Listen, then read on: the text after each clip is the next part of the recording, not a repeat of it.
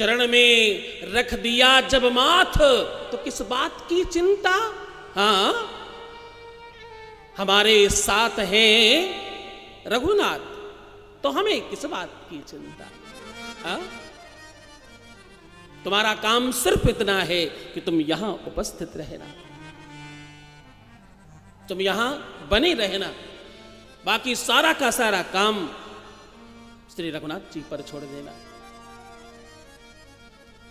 तो मैं आपसे निवेदन कर रहा था कि आपके हाथों में आपका संपूर्ण भूत भविष्य और वर्तमान लिखा है। क्या लिखा है?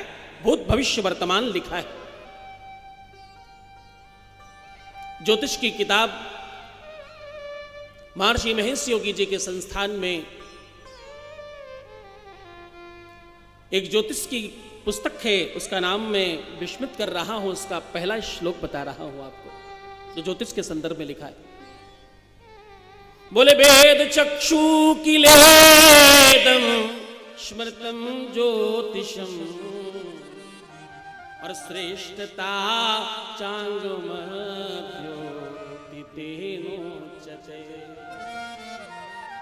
और संयतो पीतरही कर्णनासादिवी और चक्षुषांगे नहीनो न किंचित करा। मैंने कल ही पढ़ा इसे। वेदों का नेत्र है ज्योतिष, और कोई ज्योतिष आ जाए तो तुम फटाक से अपना हाथ दिखाने पहुंच जाते हो, हाँ जी ना जी। हाँ, अच्छा एक और बात, सौभाग्य से मैं ज्योतिष भी समझता हूं, तो तुम्हारे लिए बड़े लाभ की बात है ये। तुम्हारे जीवन में जो भी झंझावात है उसके संदर्भ में भी 9 दिनों में पूरा प्रयास करूंगा कि तुम्हें कहीं ना कहीं से जोड़ूं, पर यह सब तब हो सकेगा जब तुम्हारे ये हाथों की लकीरों पर जो भी लिखा है इस पर कृपा रघुनाथ की हो जाए। तुम जब तालियां बजाते हो, जब तुम संकीर्तन में अपने करतल ध्वनि करते हो, तो भगवान रघुनाथ की कृपा से, भगवान राम की कृपा और करुणा से तुम्हारे भाग्य कपाट में वो लिखे हुए कुंवक भी परिवर्तित हो जाते हैं और तुम अपने सौभाग्य में वृद्धि करा पाते हो। इसलिए प्रयास करना, जब भजन हो तो, कीर्तन हो तो तुम हाथों से कम तालियां तो जरूर बजाना। और शास्त्र तो कहता है कीर्तन हो रहा हो तो कीर्तन को उल्टा कर देना चाहिए। क्या करना चाहिए? कीर्तन हो रहा हो तो कीर्तन को उल्टा कर देना चाहिए। यानी कीर्तन को उल्टा करें तो क्या होता है? नर्तकी मटकने लगना चाहिए। हाँ, उस आनंद में आनंदित होना चाहिए, क्योंकि आनंद स्वयं परमानंद है और वो परमात्मा है, स्वयं राम है। आप आगे सुनेंगे। बोले जो आनंद सिंधु सुख राशि, जो आनंद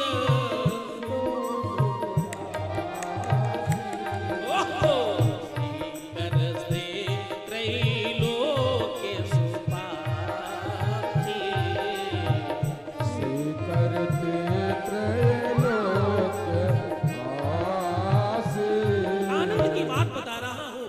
समझा रहा हूं। आनंद कहां है? आनंद परमात्मा है स्वयं। जब राम जन्म होगा तो हम ये कहेंगे कि आनंद है ये। हाँ? गीता में भगवान कृष्ण कहते हैं धातु नाम अस्मि कांचनम। हाँ? धातुओं में जो सर्वश्रेष्ठ है, जो कंचन है, जो स्वर्ण है, वो मैं हूं। रश्मियों में जो रस है वो मैं हूं। और तुम्हारे जीवन में जहां आनंद है वहां मैं हूं। हाँ? इसलिए पूज्यपाद गोस्वामी जी महाराज जब भगवान राम के संदर्भ में बात कर रहे हैं, जन्म के समय उनका नामकरण हो रहा था, नामकरण के समय उन्होंने लिखा, बोले जो आनंद सिंधु सुख राशि, जो आनंद सिंधु सुख राशि,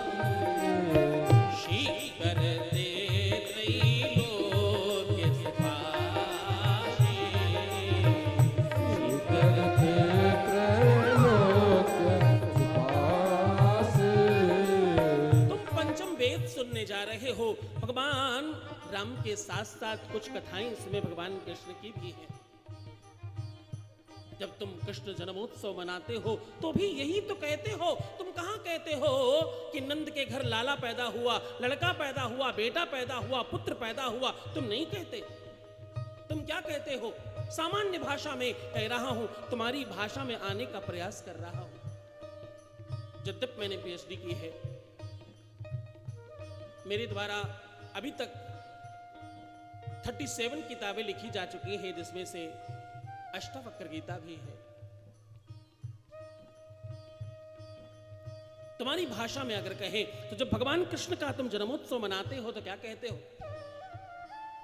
बोले नंद घरवानंद भय जय कन्हैया लाल की, नंद घेगानंद भय जय कन्हैया लाल की, नंद घेगानंद भय जय कन्हैया लाल की, नंद घेगानंद जय कन्हैया लाल की,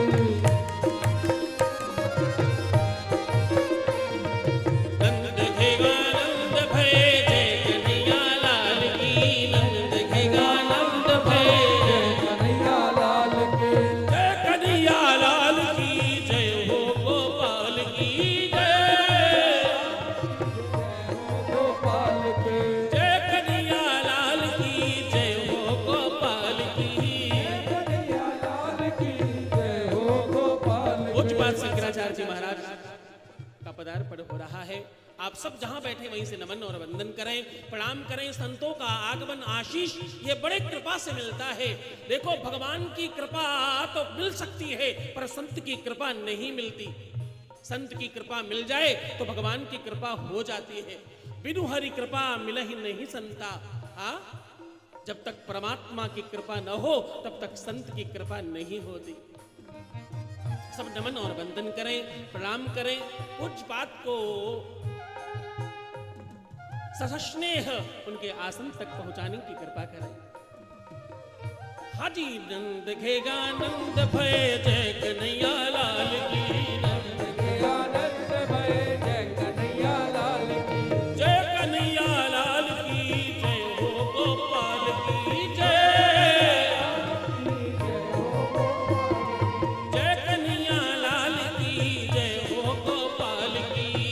कन्हैया लाल की जय हो गोपाल की, नंद घेगानंद भय जय कन्हैया लाल की, आनंद भय जय कन्हैया लाल की, नंद घेगानंद भय जय कन्हैया लाल की, आनंद भय जय कन्हैया लाल की, नंद घेगानंद भय जय कन्हैया लाल की, नंद घेगानंद भय जय, कन्हैया लाल की, जय कन्हैया लाल की जय हो गोपाल की जय, लाल की जय हो गोपाल की, जय कन्हैया लाल की जय हो गोपाल की।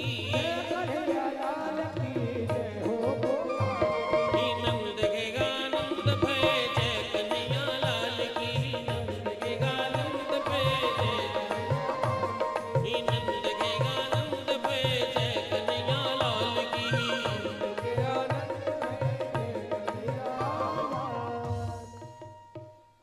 दोनों ही बार में परमात्मा को आनंद से संबोधित किया जा रहा है। तुम्हारे जीवन में जब भी किसी भी स्तर पर आनंद का दर्शन होता है तो तुम समझना ये ईश्वर की कृपा का दर्शन है। बिना ईश्वर की कृपा के आनंद आ सकता नहीं। हाँ, तुमने रसगुल्ला खाया, बड़ा आनंद आया। हाँ, तुमने वो कुछ भी बर्गर परगर इर्गर जाने क्या क्या तुम खाते हो और तुमसे पूछो तो कहते हो बड़ा आनंद आया। तुम्हारे छोटे से छोटे और बड़े से बड़े अनुभव में, तुम्हारे जीवन में, तुम्हारे किसी क्षण में जब भी आनंद का अनुभव हो, अनुभूति हो, तो तुम समझना कि ये परमात्मा की कृपा मिल रही है। हाँ, क्या मिल रही? परमात्मा की कृपा मिल रही है। तो तुम उस आनंद में अगर करतल ध्वनि करते हो और कीर्तन को उल्टा करके नृत्य करते हो तो परमात्मा की कृपा तुम पर डबल और तिबल होने वाली, ऐसा मानना। और दूसरा बात, जब तुम अपनी वाणी से, ध्यान से सुनना, मैं तुम्हें वेदांत भगवान राम के चरणों में स्पर्श करा के दे रहा हूं, तुम्हारी भाषा में सही, पर कहने की बात वो कह रहा हूं जो तुम्हें समझनी चाहिए। श्री राम कथा में प्रवेश करने के पहले ये बात जरूर जानो। क्यों जानो? इसलिए क्योंकि इन 9 दिनों में तुम जो भी कुछ मांग कर बैठोगे, तुम्हारे जीवन में जो भी संकल्प होगा, उसमें कोई विकल्प नहीं बचेगा। वो संकल्प 100% पूर्ण होगा, इसमें संदेह नहीं किया जा सकता। हाँ, भविष्यति संशयः, उसमें संशय नहीं किया जा सकता। तुम ऐसा क्या मांग सकते हो? ऐसा कौन सा तुम्हारा मनोरथ है जो सिद्ध हो नहीं सकता? तो इसलिए ये जरूर जानो कि तुम्हें ये सब काम क्यों करने हैं। ये तुम्हारी जो श्री रामचरितमानस की कथा है, इसके प्रवेश करने का नियम क्या है, वो जरूर जानना है तुम्हें। पहले जब तुम अपनी वाणी से जय घोष करते हो, तो वेद कहते हैं कि उस समय जब तुम जय कहते हो, जय शब्दम नमः शब्दम शंख शब्दम चकारगेत, जिस प्रकार नमः मंत्र है, जिस प्रकार शंख के ध्वनि से परमात्मा का आवाहन होता है, वैसे ही तुम्हारे जय कहने से वो मंत्र बन जाता है। सामान्य संसारी कोई बड़े बड़े मंत्र नहीं कह सकते, हाँ, लेकिन जय तो कह सकते हैं ना। गोस्वामी तुलसीदास जी कह रहे हैं, जय कहने का लाभ क्या है, गौर से सुनना। बोले मंत्र महामणि विषय व्याल के, और में तत् कठिन कुमंक भाल के। तुम्हारे भाग्य में, प्रारब्ध में और तुम्हारी किस्मत में जो कुमंक लिखे हुए हैं, इस कारण तुम्हें रोना पड़ता है। जो भी तुम्हारे जीवन के झंझावात हैं या जो प्रबल अवरोध हैं, उन्हें समाप्त करने के लिए मात्र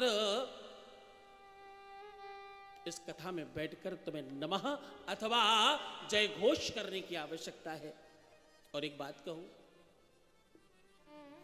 तुम जितनी भी देर इस पांडाल में बैठोगे, मैं अपने अनुभव की बात अब कह रहा हूं, तुम जितनी भी देर इस पांडाल में बैठे रहोगे, एक एक क्षण, एक एक पल तुम्हारा भगवान श्री राममय हो जाएगा। और वो दिन दूर नहीं, जब तुम्हारे जीवन का वनवास समाप्त होकर के तुम फिर से राजगद्दी पाओगे और तुम्हारे जीवन में श्रेष्ठता मिलेगी तुम्हें। इसलिए पूर्ण श्रद्धा से, पूर्ण विश्वास के साथ श्री राम कथा में अपना मन लगाकर एक आसन पर जहां बैठे हो, वहीं संपूर्ण कथा तक बैठे रहना। पहली आरती में आना और अंतिम आरती तक रुके रहना आपके इस अनुष्ठान के पद्धति का पहला नियम है। क्या? और एक और महत्वपूर्ण बात, बोले निराहारो यताहारो। कैसे सुनी इस कथा को? तो बोले निराहारो यताहारो तन्मनस्को समाहितो। अगर संभव हो सके तो इस कथा को व्रत कर कर सुनिएगा, और नहीं हो सके तो एक समय भोजन करिए। वो भी संभव नहीं हो तो भैया 2 टाइम, 4 टाइम, 6 टाइम भी भोजन करें, लेकिन कथा बहुत श्रद्धा से श्रवण करें। क्योंकि श्री रामचरितमानस, अब जरा गंभीरता से समझना, जब आप इस ग्रंथ का दर्शन करते हो, इस ग्रंथ में सबसे पहले लिखा है श्री, और फिर लिखा है राम, फिर चरित, और फिर मानस। और ये कहते हैं कि उल्टा सीधा एक समान है बिल्कुल। आप नीचे की तरफ से पढ़े तो भी वही मतलब है, और ऊपर की तरफ से पढ़े तब भी वही मतलब। हम सब संसारी हैं, हमें अपने जीवन में किसी न किसी तरह से सुख की आवश्यकता है, और सुख का सोपान है कि वो आपको शनै शनै मिलता है, भगवत कृपा से मिलता है। श्री लक्ष्मी को कहते हैं।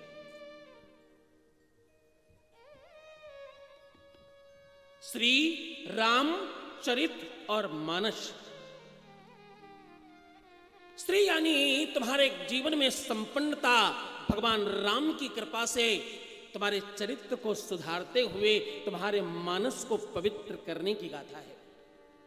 हाँ, तुम्हारे मानस को पवित्र करके, तुम्हारे चरित्र को सुंदर बना के, तुम्हारे जीवन में राम का पदार्पण करा के तुम्हें सुख यानी श्री की अनुभूति कराने की गाथा है श्री राम चरित मानस। इस गाथा में, इस कथा में ना तो कोई प्रमुख श्रोता है और ना तो कोई अंतिम श्रोता है। तुम सब के सब यजमान हो, तुम सब आयोजक हो। ऐसा मानकर इस यज्ञ को, इस अनुष्ठान को, इस पूजा को ऐसा मानना कि ये तुम्हारे जीवन में कोई कृपा हुई है ऊपर वाले की, ना भगवान राम की कृपा हुई है तो तुम्हें ये गाथा मिली है। मैं इस व्यासपीठ का अनुभव बता रहा हूं आपको। आज तक एक भी कथा मेरे द्वारा ऐसी नहीं हुई जिसमें 9 दिनों में कोई भी एक भी सिंगल इंसान ये हाथ उठाकर कह सकता हो कि मेरे जीवन में परिवर्तन नहीं हुआ।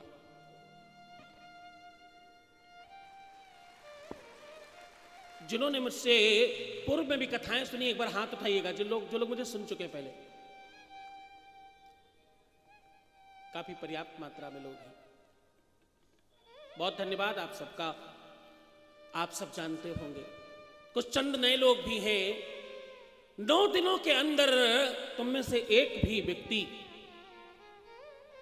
इस कथा का प्रसाद है, एक भी व्यक्ति ना कहने वाला नहीं होगा। और खांसी जुकाम बुखार की दवाई मत मांगना, घुटना कमर सर दर्द के बारे में बिल्कुल मत कहना। कोई ऐसी बात मानकर बैठना जो मुश्किल हो पूरा करना, क्योंकि देने वाला बहुत बड़ा है। तो कोई बड़ी बात मांगकर बैठना। नियम सिर्फ इतना है कि 9 दिनों तक तुम स्थिर रहना।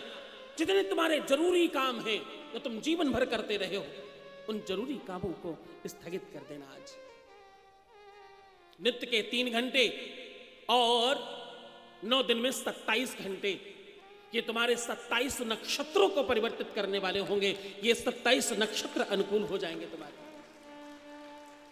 27 नक्षत्र मिलाकर 12 राशियां बनती हैं, उन्हीं में तो तुम हो। गोस्वामी तुलसीदास जी ने रामायण के पहले ही बिल्कुल प्रारंभ में श्री रामचरितमानस के संदर्भ में कुछ कहते, उसके पहले राम सलाका बना दी। क्या बना दी? राम सलाका समझते हैं क्या आप लोग? एक बार हाथ उठाइए जिनको मालूम राम सलाका के बारे में। अरे बाप रे, नोएडा। आज इस धरा पर तुम आए हो। भगवान राम ने कहां जन्म लिया, भगवान राम ने क्या किया है, और भगवान के जीवन का कौन कौन सा ऐसा अंश है जो तुम्हारे जीवन में उतरना चाहिए, जरूर सुनना। वंशावली जरूर सुनना। मर्यादा पुरुषोत्तम भगवान राम के संदर्भ में जो भी गाथा और उपाख्यान और प्रसंग आएंगे जरूर सुनना, लेकिन अपने मतलब की बात जरूर सुनना, वो ज्यादा जरूरी है। तुम कथाएं हमेशा सुनते रहे हो, तुम्हारे अपने मतलब की बात मैं करने आया हूं इस बार। ये कथा पूज्यपाद महर्षि महेश योगी जी के संस्थान में, इस धरा से जहां पर वो स्वयं भी कभी रहे हैं, ऐसा पुण्य प्रतापी वैज्ञानिक संत जिसने समूचे विश्व को मानो अपनी गोद में रखकर आशीषित करता रहा और आशीष देता रहा, कुछ चंद सालों में समूचे विश्व को अपनी अलौकिक शक्तियों से अष्ट सिद्धि नवनिधि के दाता असपर दीन जानकी माता, ऐसा मालूम पड़ता है कि माता के स्वरूप में अपने गुरु से आशीर्वाद लेकर समूचे विश्व को अपनी गोद में लेकर आह्लादित और आनंदित करते रहे। हाँ, कुछ चंद सालों में मैं वो वैज्ञानिक संत महर्षि महेश योगी करके कोई आपके यहां पुस्तक है, वो मैं पढ़ रहा था। कुछ मात्र चंद सालों में 1992, 52, 53, 54, 55, 56, 57, बस इतने में समूचे विश्व को उन्होंने अपना बना लिया। जितने दिन का बच्चा सही से बातचीत नहीं कर सकता, उतने दिनों में समूचे विश्व में एक आध मोहल्ला नहीं, कुछ 10-5 घर नहीं, कुछ एक आध प्रदेश भी नहीं, एक कोई देश भी नहीं, और वो देश भी जिन देशों का नाम यहां से लेना इस समय इस देश में ठीक नहीं है, उन देशों में भी जो पूर्णतया सनातनी नहीं हो, उनके यहां भी इस प्रकाश को फैलाया। हाँ, भावातीत ध्यान, ऐसा ध्यान, अरे बाप रे, मेडिटेशन के बारे में सुनते ही लगता है ये तो कोई बहुत बहुत बहुत बहुत बहुत बहुत बड़ी तपस्या का नाम है, और न जाने कितना बड़ा कोई बड़ा धनवान ही कर सकता होगा, कोई बड़ा ज्ञानी ही कर सकता होगा। उसको सहज और सरल बनाकर जन जन तक पहुंचाने का कार्य किया उन्होंने। समूचे विश्व में मानो ऐसा कोई सूर्य उगा जो सबको एक तरफ से सबको प्रकाशवान बना गया। क्या सोच, क्या क्षमता, क्या ईश्वरीय सामर्थ्य, जिसने समूचे विश्व में कीर्तिमान रचे इतने सारे। केवल कीर्तिमान पर मैं बात करूं तो 9 दिन कम पड़ जाएंगे। मैं बहुत सारी बातें नहीं कहूंगा, मैं सीधे तुम्हें राम से जोड़ रहा हूं, लेकिन राम को इस दुनिया में पुनः स्थित, हाँ, ये जरूर जानना चाहिए। आज कुछ वर्षों से हम आनंदित हैं, आज कुछ वर्षों से हम सनातनी इस बात को मान पा रहे हैं, इस बात को समझ पा रहे हैं कि हाँ, हम भारतवर्ष में रहते हैं, हम रामकृष्ण की धरा पर रहते हैं। कुछ वर्षों से हम जान पा रहे हैं। महर्षि महेश योगी ने, ऐसे प्रबल संत, ऐसे भगवंत, जिन्होंने आज से 50 वर्ष पूर्व, जब मैं तो नहीं ही था, मेरा तो जन्म नहीं हुआ था, मैं तो क्या बात कहूं,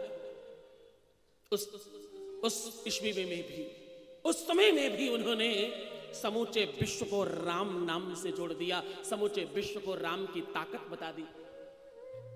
और सबसे बड़ी ताकत क्या है, जरा जोर से बोलना नौजवानों, तुम सब बड़े पढ़े लिखे लोग हो, सबसे बड़ी ताकत आज के समय में क्या है, बताओ ना भाई, तुम सही सोच रहे हो, बता तो दो।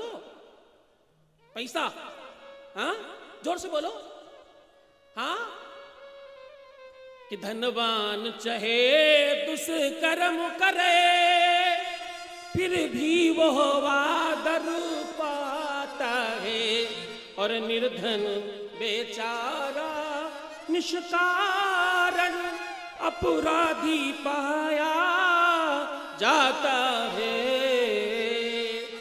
धन, पैसा, हाँ, रुपया, हाँ जी ना जी, जरा बताओ ना।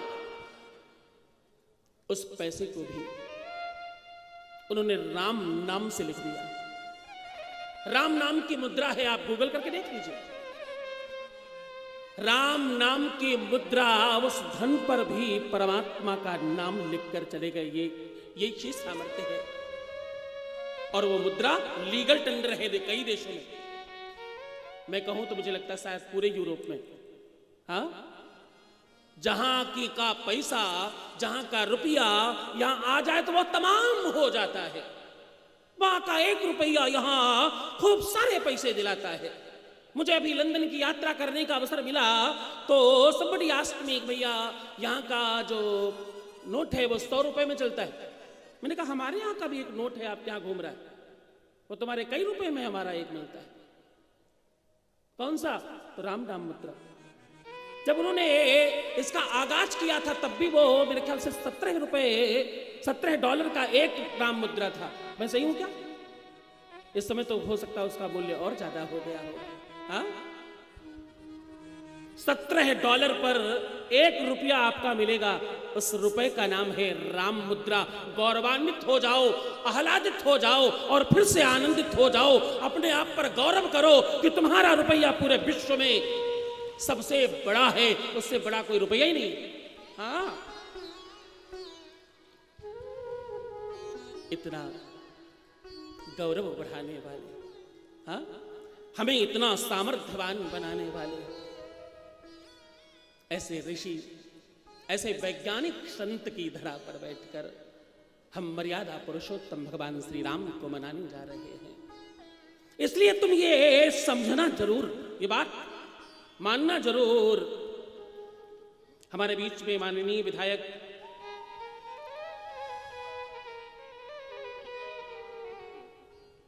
विनोद जय गुरुदेव, जी, जय गुरुदेव। हरे राम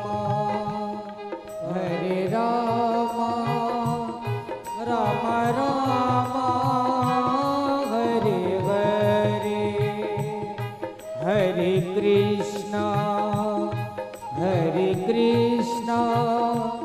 कृष्णा कृष्णा हरे हरे, हरे राम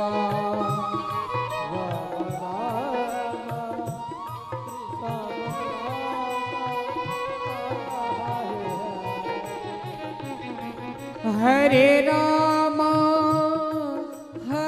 राम राम राम हरे हरे, हरे हरे। बोले रामचंद्र भगवान की, राजा रामचंद्र भगवान की, जय हो, सीता रामचंद्र भगवान की। मैं